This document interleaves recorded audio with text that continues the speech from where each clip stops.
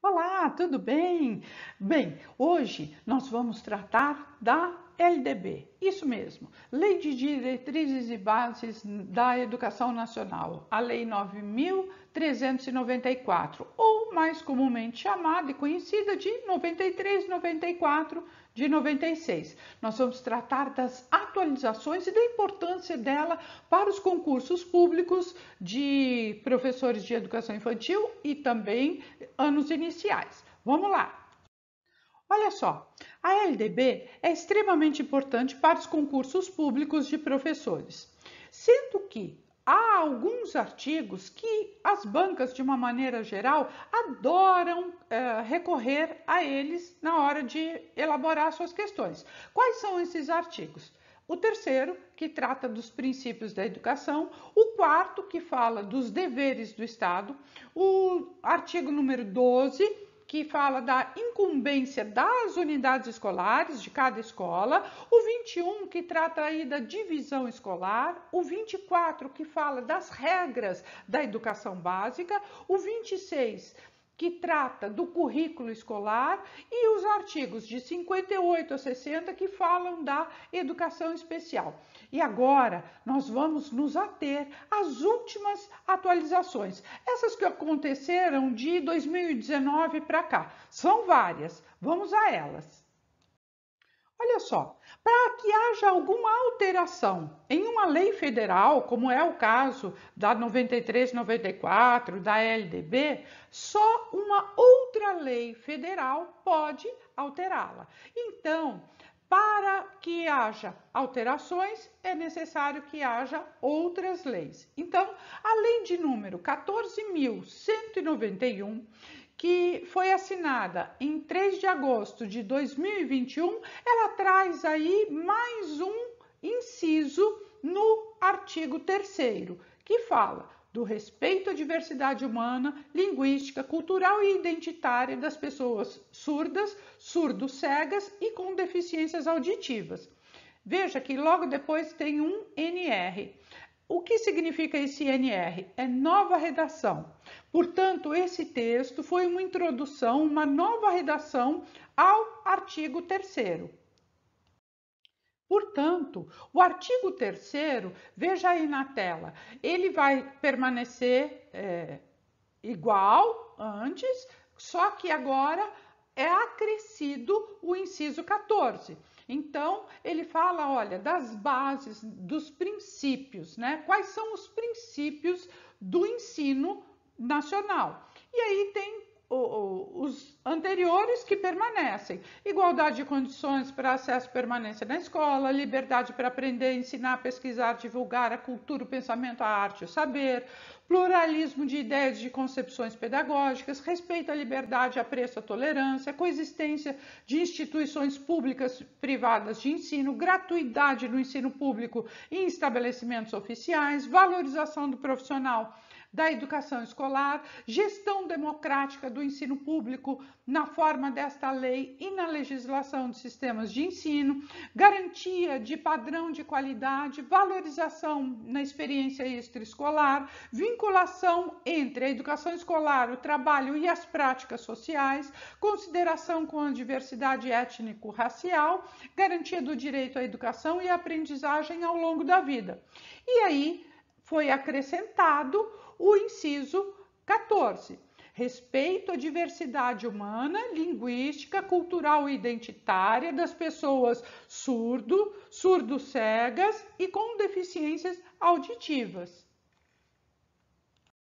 Agora, olha só, é a Lei 13.796 de 2019 que vai alterar também a LDB, acrescentando todo um artigo, o artigo 7º-A. Olha, o 7º-A, ele vai ser acrescentado à LDB. Então, essa lei, a 13.796, ela fala o seguinte, que agora vai ter, né, então, o artigo 7º-A na LDB.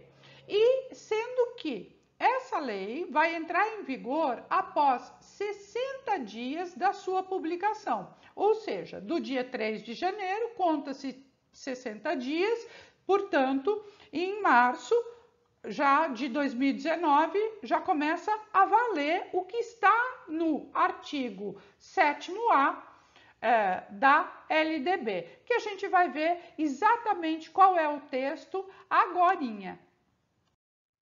Olha aqui como é que é o texto do artigo 7º-A que foi introduzido na LDB. O aluno regularmente matriculado em instituição de ensino pública ou privada, ou seja, vale para todas as escolas, escolas particulares ou escolas estaduais, municipais e federais, quaisquer escolas, tá? Qualquer instituição de ensino, ou público ou privado, de qualquer nível, ou seja, desde o início da educação básica até o ensino superior, ou seja, desde a creche, pré-escola até o ensino superior. É assegurado o exercício da liberdade de consciência e crença e o direito de, mediante prévio e motivado requerimento, ausentar-se de prova ou aula marcada em dia que, segundo os preceitos da religião, seja vedado o exercício de tais atividades, devendo-se-lhe atribuir a critério da instituição e sem custo para os alunos as seguintes prestações alternativas nos termos do inciso 8º do caput do artigo 5º da Constituição Federal. Ou seja, o que é que está dizendo aqui nesse caput do artigo 7º-A?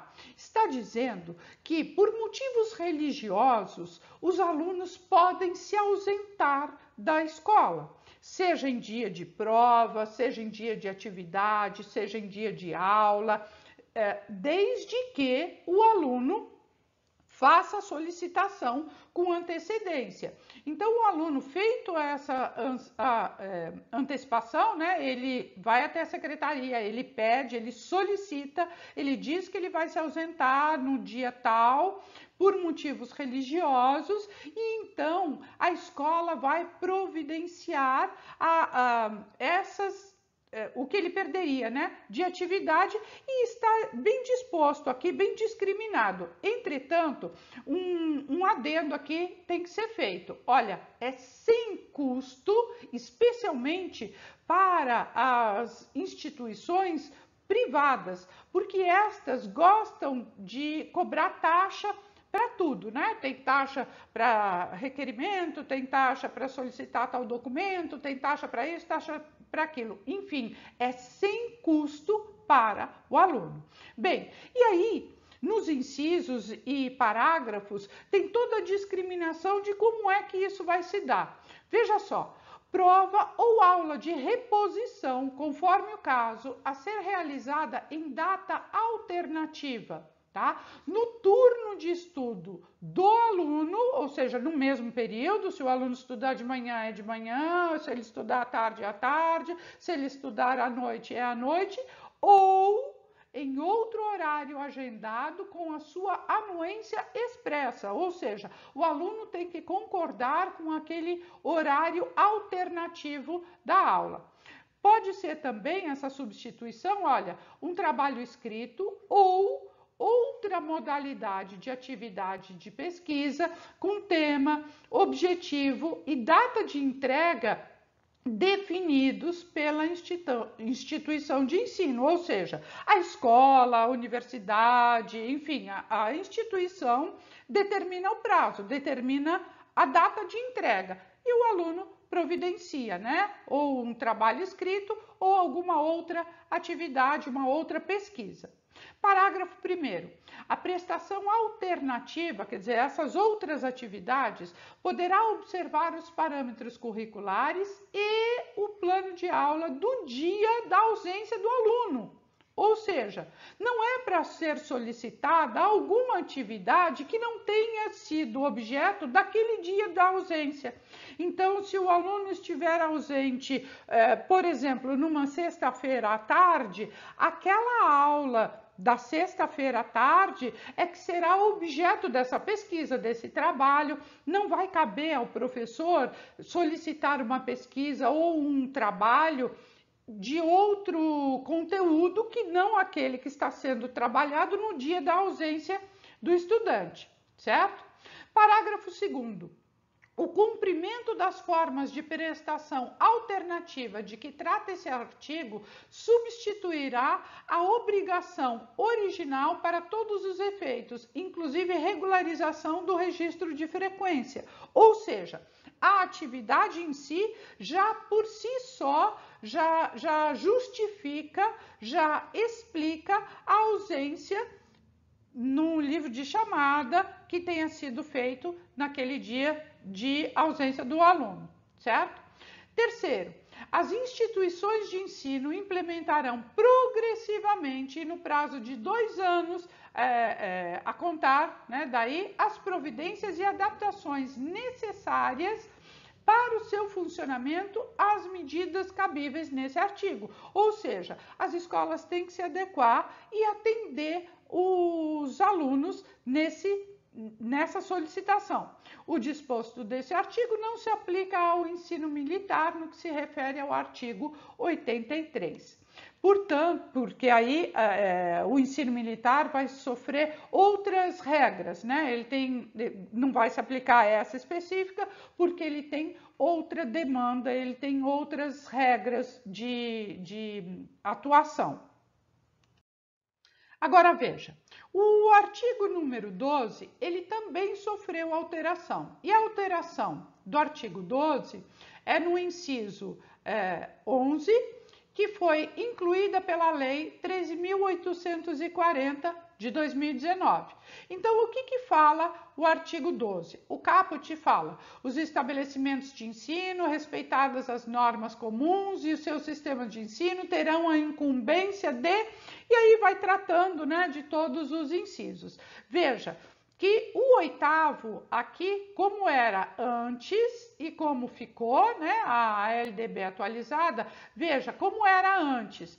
Notificar o Conselho Tutelar do município a relação dos alunos que apresentem quantidade de faltas acima de 50% do percentual permitido em lei. E como é que ficou isso, né, nessa atualização da LDB? O inciso 8º ficou assim: notificar ao Conselho Tutelar do município a relação dos alunos que apresentem a quantidade de faltas acima de 30%, tá? Então agora não vai se mais comunicar o Conselho Tutelar só com 50% de faltas, mas com 30% das faltas, a escola precisa comunicar o Conselho Tutelar, porque aí há medidas a serem tomadas, certo?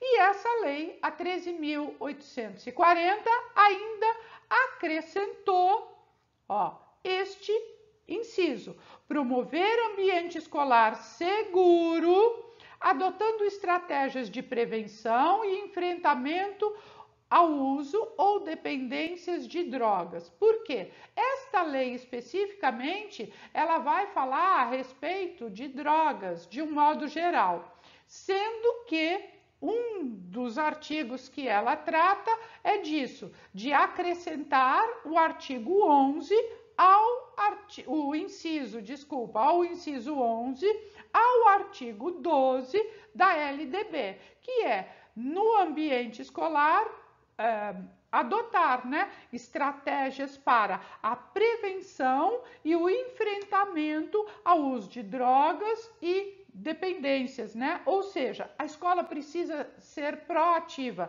ela precisa enfrentar o uso de drogas didaticamente, né, a partir de ações preventivas. Então, é sim nesse ambiente escolar que então as escolas devem adotar aí estratégias, metodologias, ações para tanto prevenir quanto enfrentar o uso ou a dependência de drogas. Vamos lá, artigo 16. Como é que ele era antes e como é que ele vai ficar depois, atualizado pela Lei 13.868 de 2019. Olha como é que ele era. O Sistema Federal de Ensino compreende as instituições de ensino mantidas pela União. Ele tinha, né, as instituições de educação superior criadas e mantidas pela iniciativa privada e os órgãos federais de educação. E como é que ele ficou depois da 13.868? Ficou assim: Sistema Federal de Ensino compreende as instituições de ensino mantidas pela União, ok? As instituições de educação superior mantidas pela iniciativa privada. Veja que saiu a palavrinha criadas, tá? E manteve-se o demais, né? Pela iniciativa privada. E os órgãos federais da educação. Isso aqui vai ter relação direta com o que está logo mais, e a gente vai entender isso porque houve uma outra atualização em relação às escolas de iniciativa privada, tá? Então agora passa a ser responsabilidade, né, do Sistema Federal de Ensino as instituições de educação superior mantidas pela iniciativa privada. E aqui vale fazer um adendo, né? Sistema. Aqui no caso é o federal, mas o sistema de ensino, ele pode ser federal, ele pode ser estadual, né? E ele pode ser também municipal. E aí, o que é que esse sistema diz? Porque você fala, nossa, porque aqui está falando da iniciativa privada, é de responsabilidade do sistema federal? Sim, as de instituição superior, sim, são responsabilidade da iniciativa da esfera, né, federal. Já a estadual vai dar conta das unidades dela, da rede própria, né? Então, vai dar conta da rede própria estadual, das escolas estaduais, mas também das escolas da iniciativa privada, do ensino fundamental e do ensino médio. E a municipal vai dar conta da rede própria, das escolas, creches, pré-escolas e escolas de ensino fundamental e médio da rede própria, mas também da iniciativa privada, das escolas que a gente chama de particulares, dentro de cada esfera, né, de cada responsabilidade. Então, a gente sabe que é responsabilidade dos municípios o sistema de ensino, do ensino fundamental e educação infantil, do ensino estadual, da rede estadual, né, da rede não, do ensino, do sistema de ensino estadual é responsabilidade as escolas de ensino fundamental e ensino médio, e também as de superior próprias. E do sistema federal é responsabilidade as unidades de ensino superior mantidas pela própria União, né, pela própria esfera da União, e também as da iniciativa privada, ou seja, todas as universidades, todas as faculdades, todos os institutos superiores de educação são responsabilidade aí do Sistema Federal de Ensino. Essa mesma lei que a gente está tratando, a 13.868, ela vetou o artigo 20, tá? Então, o artigo 20 da LDB não existe mais. Do 19 vai pular para o 21. E aqui tem tudo a ver com o que estava tratado anteriormente, porque fala exatamente do que é uma instituição privada de ensino. Se houve alteração no artigo anterior, não há mais necessidade de haver todo esse artigo na LDB tratando exatamente das escolas privadas, né? Das escolas, das instituições privadas, das particulares. E vamos ver agora exatamente como é que era e como é que ficou o artigo 19 por conta dessa alteração da Lei 13.868. Então, como é que era, né? As instituições de ensino dos diferentes níveis classificam-se nas seguintes categorias administrativas: públicas, assim entendidas ou criadas ou incorporadas, mantidas e administradas pelo poder público, certo? Então, as instituições públicas ou as instituições privadas, assim entendidas e mantidas, administradas por pessoas físicas ou jurídicas de direito privado, ou seja, as escolas particulares, certo? E aí, olha só como é que ficou depois da Lei 13.868. O começo ficou exatamente igual, né? As instituições de ensino dos diferentes níveis, das seguintes categorias: as públicas, assim entendidas, criadas, incorporadas, mantidas e administradas pelo poder público, e as privadas, assim entendidas e mantidas e administradas por pessoas físicas ou jurídicas de direito privado. E foi acrescentado todo o inciso terceiro: comunitárias na forma da lei, tá? Comunitárias na forma da lei. Parágrafo 1º. As instituições de ensino que se referem aos incisos 2 e 3 do caput deste artigo podem qualificar-se como confessionais, atendidas às orientações confessional e de ideologia específica. Ou seja, as escolas, né, e aí quaisquer instituições, quando a gente fala de confessionais, elas têm caráter religioso, certo? Tá? E as instituições de ensino podem ser também as filantrópicas, ou seja, sem finalidade lucrativa, ok? Portanto, vocês viram que não há necessidade alguma, né, desse artigo 20, por isso que ele foi suprimido da LDB. Olha só, a Lei 14.164, ela vai alterar a LDB, e aqui eu coloquei um bom trecho dela, porque ela pode levar a um equívoco do entendimento da LDB. Então vamos lá. O artigo 1º desta Lei 14.164, o que ele fala? Ó, o artigo 1º, ele fala assim: o artigo 26 da LDB, da Lei 93/94, né, passa a vigorar com a seguinte redação, ou seja, mudou o texto do artigo 26. Aí o artigo 26 vai, né? E aí, o que muda de fato? Muda no parágrafo 9º do artigo 26, que vai introduzir, né, conteúdos relativos aos direitos humanos, a prevenção de todas as formas de violência contra a criança,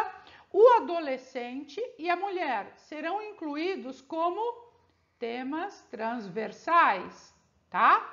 Nos currículos de que trata o caput desse artigo, observadas as diretrizes da legislação correspondente e a produção e distribuição de material didático adequado a cada nível de ensino, ok? Então, na verdade, acrescentou aqui, né, essa questão da mulher, porque o artigo 9º já falava da violência contra a criança e o adolescente, tá? Então, acrescentou a mulher. E aí fala, esta lei aqui, veja, esta lei é a 14.164, que fala que é para incluir a mulher no parágrafo 9º, e fala também, é esta lei que fala que, ó aqui, artigo 2º, fica instituída a semana escolar de combate à violência contra a mulher, a ser realizado anualmente no mês de março. Por que no mês de março? Porque no mês de março, no dia 8 de março, né? No dia 8/3 é comemorado o Dia Internacional da Mulher. Então, em março, todas as instituições públicas e privadas, ou seja, quaisquer instituições de ensino, de educação básica, com os seguintes objetivos: né? Vai ter que ter uma semana aí de mobilização. Com quais objetivos? Olha só, contribuir para o conhecimento das disposições da lei, que é a Lei Maria da Penha, impulsionar a reflexão crítica entre estudantes, profissionais e comunidade no que diz respeito à prevenção e o combate da violência contra a mulher, integrar a comunidade escolar o desenvolvimento de estratégias para o enfrentamento das diversas formas contra a violência, notadamente contra a mulher. Quer dizer, não é só contra a mulher, mas é notadamente contra a mulher, né? Especialmente. Abordar os mecanismos de assistência à mulher em situação de violência doméstica e familiar, instrumentos protetivos e meios para os registros de denúncia, capacitar educadores e conscientizar a comunidade sobre as violências nas relações afetivas, porque violência não é só levantar a mão contra, não é só agredir fisicamente, né? Há várias outras maneiras de violência contra a mulher. Promover a igualdade entre homens e mulheres de modo a prevenir e coibir a violência contra a mulher. Promover a produção e a distribuição de materiais educativos relativos ao combate na violência contra a mulher nas instituições de ensino. Então veja que tudo isso que está aqui no artigo 2º não está na LDB. Na LDB só está dizendo que lá no parágrafo 9º acrescentou-se que a mulher também será objeto de estudo nos temas transversais, né? A violência contra a mulher, porque antes era só contra a criança e o adolescente, e aí passa a ser contra a mulher também. E essa obrigatoriedade de se trabalhar uma semana de violência contra a mulher, né, é nas escolas públicas e privadas de educação básica, mas isso não está na LDB. Isso está nesta lei 14.164, tá? Bem, olha só agora como é que ficou, né, exatamente o parágrafo 9º da LDB. Então, o caput do artigo 26, ele permanece o mesmo, né? Ele fica igualzinho, o que era antes fica igualzinho o que está agora, né? Os currículos da educação infantil, do ensino fundamental, do ensino médio, devem ter a base comum a ser complementada com cada sistema de ensino e estabelecimento escolar por uma parte diversificada, exigida nas características regionais e locais da sociedade, da cultura e da economia e dos educandos. E aí o parágrafo 9º sai, o anterior, e entra este atual, né? Pela Lei 14.164. Olha, conteúdos relativos aos direitos humanos e a prevenção de todas as formas de violência contra a criança, o adolescente e a mulher serão incluídos como temas transversais nos currículos de que trata o caput desse artigo, observadas as diretrizes da legislação correspondente e a produção e distribuição de material didático adequado ao nível de ensino. Então, veja, quando fala agora da legislação correspondente, por que é que saiu o Estatuto da Criança e do Adolescente? Porque entrou a mulher aqui. Então, não é mais só o Estatuto da Criança e do Adolescente. É o Estatuto da Criança e do Adolescente, a Lei Maria da Penha, a Lei de Direitos Humanos, enfim, toda uma legislação que seja pertinente a esta situação. Por isso, houve essa atualização aí também no texto aí do parágrafo 9º. Olha só, a Lei 14.191, a gente já viu uma parte que ela atualizou o artigo 3º da LDB, né? Porque ela introduz o princípio de número 14, que era respeito à diversidade humana, linguística, cultural, identitária das pessoas surdas, surdo-cegas e com deficiências auditivas. Isso a gente já viu aqui no comecinho da aula. Agora, uma outra atualização que essa lei 14.191 traz é todo um capítulo 5A. Né? O capítulo 5A não tinha na LDB e agora existe, que é o capítulo que trata da educação bilíngue de surdos, e aí ela vai introduzir o artigo 60A e vai introduzir o 60B. Então vamos ver o que essa lei trouxe, né? A 14.191 trouxe o quê? Ela trouxe todo aquele capítulo, né? E ela traz aí o artigo 60A. E no 60A ela fala, olha, entende-se por educação bilíngue de surdos, para efeitos dessa lei, a modalidade de educação escolar oferecida pela língua brasileira de sinais, né? A Libras, como primeira língua e em português escrito como segunda língua, em escolas bilíngues de surdo, classes bilíngues de surdos, escolas comuns ou em polos de educação bilíngue de surdos para educandos surdos, surdos-cegos e com deficiências auditivas sinalizantes, surdos com altas habilidades ou superdotação, ou com outras deficiências associadas, optantes pela modalidade de educação bilíngue de surdos. Parágrafo 1º. Haverá, quando necessário, serviços de apoio educacional especializado com atendimento educacional especializado bilíngue para atender às especificidades linguísticas dos estudantes surdos. A oferta da educação bilíngue de surdos terá início ao 0 ano, ou seja, a partir da creche, tá? Na educação infantil e se estenderá ao longo da vida. EJA, ensino superior, não importa, é ao longo da vida.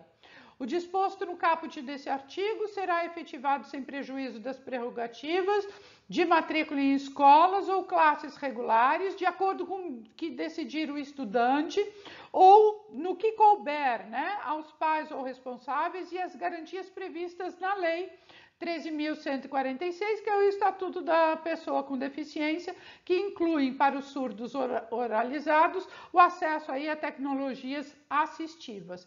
Então, a gente tem que entender que agora, a partir desse artigo 60A, os surdos cegos ou com deficiências auditivas, né, sinalizantes, eles vão aprender, eles têm o direito de aprender Libras como a primeira língua e depois, como segunda língua, o português escrito, tá? E aí, ou seja, garantindo esses direitos dessas pessoas com esse tipo de deficiência, certo? E outra coisa bastante importante que essa lei traz é que ela trata aqui, olha, essa lei trata da modalidade. Então, ela vai falar que a educação bilíngue dos surdos a educação bilíngue deles, né, dos surdos, é uma modalidade. Portanto, passa aí a ser uma modalidade da educação. E como nós estamos vendo, né, essa lei 14.191, então ela alterou lá, né, o artigo 3º, depois ela introduziu todo um capítulo, né, o capítulo 5A, através do artigo 60A, e agora a gente vai ver o 60B, que trata do quê? Da educação de surdos, né, bilíngue de surdos. Então, 60B. Além do disposto no artigo 59 dessa lei, os sistemas de ensino assegurarão aos surdos, surdos-cegos, com deficiência auditiva sinalizante, surdos com altas habilidades, né? Aqui, ó, altas habilidades ou superdotação ou outras deficiências associadas, materiais didáticos e professores bilíngues com formação e especialização adequada em nível superior, ou seja, as pessoas surdas vão dispor de professores formados na graduação, em nível superior. Parágrafo único. Nos processos de contratação e de avaliação periódica dos professores a que se refere o caput desse artigo, serão ouvidas as entidades representativas das pessoas surdas. Bom, a Lei 14.191, a gente já viu, alterou o artigo 3º, ela introduziu todo um capítulo 5º-A, né, através dos artigos 60A e 60B, mas ela introduz também outros artigos. Vamos ver, olha só, a Lei 93/94, ou seja, a LDB, passa a vigorar acrescida dos seguintes artigos, 78A e o 79C, para além desses aqui, que a gente já estava vendo, né? Que aqui é o 60A e o 60B. Então, veja que essa lei, a 14.191, ela altera bastante a LDB, trazendo aí esse ganho para a comunidade surda, né? Bom, então houve aqui a introdução do artigo 78A, que fala: sistemas de ensino em regime de colaboração desenvolverão programas integrados ao ensino e pesquisa, oferta de educação escolar bilíngue e intercultural aos estudantes surdos, surdos cegos com deficiência auditiva sinalizantes, surdos com altas habilidades ou superdotação, ou com pessoas ou com outras deficiências associadas, com os seguintes objetivos, né? Então, quais são os objetivos? Primeiro, proporcionar aos surdos a recuperação das memórias históricas e a reafirmação das suas identidades específicas e a valorização da sua língua e da sua cultura. Ou seja, Libras, se for a língua que os surdos cegos, enfim, que essa comunidade se utilizar, sim, é para reafirmar e valorizar não só a língua Libras, mas também toda a cultura que tem por trás, porque não é só uma outra língua, né? Como se fosse só. É toda uma cultura, toda uma maneira de olhar o mundo, de ver a vida, de comportamentos, enfim. Segundo, garantir aos surdos o acesso à informação e conhecimentos técnicos e científicos da sociedade nacional e demais sociedades surdas e não surdas, ou seja, não tem que restringir conhecimento, né? É proporcionar uma diversidade, porque eles merecem todo esse respeito, e diversidade está em todo lugar. Então, é a língua, é a cultura, é o conhecimento, enfim, tá tudo interligado, né? Olha só, agora vamos ver o artigo 79C, né? Que também foi introduzido aí pela 14.191. Vamos lá. Olha, a União apoiará técnica e financeiramente os sistemas de ensino no provimento da educação bilíngue e intercultural à comunidade surda, com desenvolvimento de programas integrados de ensino e pesquisa. Os programas serão planejados com a participação da comunidade surda, da instituição de ensino superior, entidade representativa das pessoas surdas. Os programas a que se refere esse artigo, incluídos pelo Plano Nacional de Educação, terão os seguintes objetivos. Quais são esses objetivos? Olha, fortalecer as práticas socioculturais dos surdos e a língua brasileira de sinais, Libras, né? Manter os programas de formação pessoal especializado destinado à educação bilíngue escolar dos surdos, surdos cegos, deficiência auditiva sinalizante, surdos com altas habilidades ou superdotação ou com outras deficiências associadas. Desenvolver currículo, método, formação em programas específicos, neles incluídos os conteúdos culturais correspondentes aos surdos. Né? É o que a gente estava falando, é de toda uma cultura, não se trata só da língua, mas toda uma cultura, né? Elaborar e publicar sistematicamente material didático bilíngue, específico e diferenciado, né? Na educação superior, sem prejuízo de outras ações, o atendimento ao estudante que precisa, né? O estudante surdo, surdo cego, com deficiência auditiva, sinalizante, surdo com altas habilidades, superdotação, deficiências ou outras, né, deficiências associadas, efetivar-se-á mediante oferta de ensino bilíngue e assistência, assim como estímulo à pesquisa, desenvolvimento e programas especiais. Bem, vamos resolver a questão? Olha aí, ano de 2022, Banca Avança São Paulo, órgão é uma prefeitura do estado de São Paulo, né, de Louveira, uma prova para professor de educação básica. O artigo 3º da Lei de Diretrizes e Bases da Educação relata que o ensino será ministrado com base em princípios. Não é um desses princípios o disposto em A. Garantia do padrão de qualidade, B. Vinculação entre a educação escolar, o trabalho e as práticas sociais, C. Consideração com a diversidade étnico-racial, D. Garantia do direito à educação e aprendizagem no momento oportuno, de modo teórico, prático e valorativo, e respeito à diversidade humana, linguística, cultural e identitária de pessoas surdos, surdo-cegas e com deficiências auditivas. Bem, vamos olhar aqui, né? Vamos ver essa questão. Primeira coisa, aqui está dizendo o seguinte, olha, não é um desses princípios, ou seja, ele quer alguma coisa que não seja princípio que está estabelecido lá no artigo 3º. Bem, quem não estudou a LDB atualizada vai se equivocar nessa questão. Por quê? Padrão de qualidade é garantia, isso a gente já sabe, né? Como princípio, está bem posto, né? Vinculação entre a educação escolar e o trabalho e as práticas sociais, também, isso já está bem claro, né?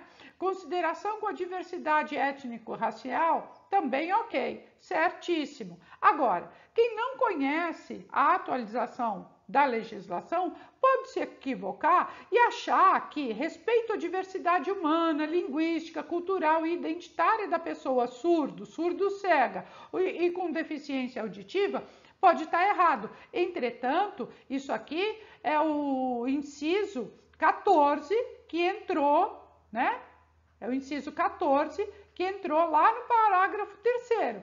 Portanto, esse aqui está correto. Nossa alternativa aqui é letra D. O que não é princípio é a garantia do direito à educação, ok, até aí tudo bem, né? A aprendizagem em momento oportuno. Que momento oportuno é esse? Todo momento é momento oportuno. Não tem essa de num momento oportuno, né? Nem de um modo teórico, prático e valorativo específico, não, né? O direito à aprendizagem e à educação, mas sem essa de momento oportuno. Tudo bem?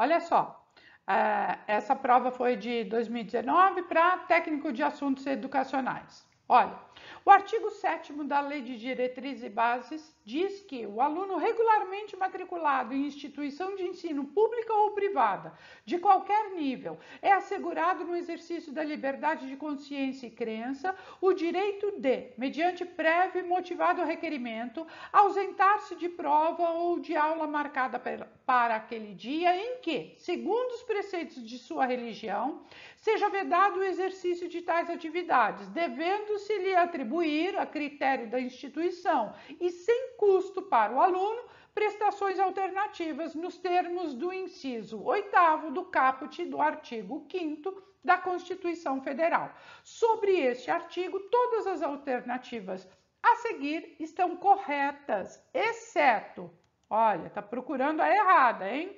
A. Realizar trabalho escrito ou de outra modalidade de atividade de pesquisa com tema, objetivo e data de entrega definidos pela instituição de ensino.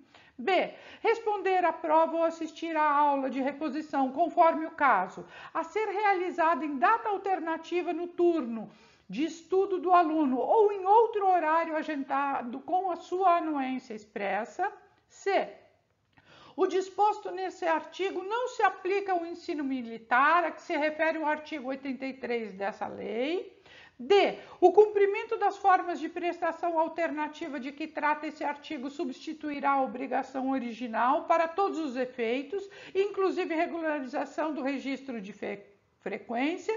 E E. A prestação alternativa deverá observar o plano de aula do dia da ausência do aluno e a aplicação da avaliação. Bem, a nossa alternativa, a gente já sabe que é a alternativa E, né? Mas vamos dar uma olhada. Olha só, atenção, toda vez que tiver uma questão com a palavrinha exceção, como essa que a gente viu anteriormente, a gente deve escrever aqui do lado, ó, errada, tá? Porque é a alternativa errada que nós estamos procurando. E aqui no caso, exatamente é a alternativa E, tá? Por quê? Realizar o trabalho escrito ou de outra modalidade de atividade, né, com tema e objetivo e data de entrega definido pela instituição, tá corretíssimo. Foi isso que a gente acabou de ver, né, na atualização da legislação.